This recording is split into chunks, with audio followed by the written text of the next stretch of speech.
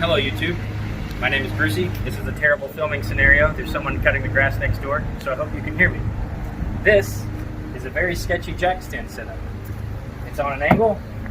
This is not currently carrying anything. This is a maxed out jack stand and it's propped up by wood, so pretty bad scenario, but tires are still on, so it's not a big deal. If I do this,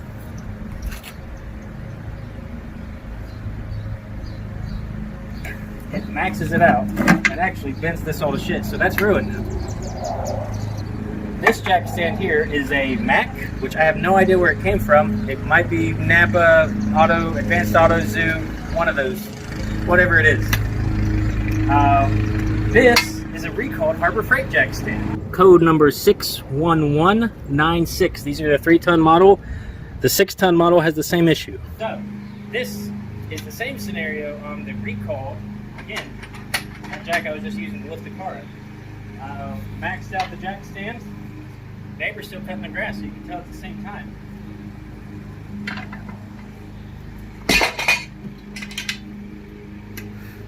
Get those things back to Harbor Freight.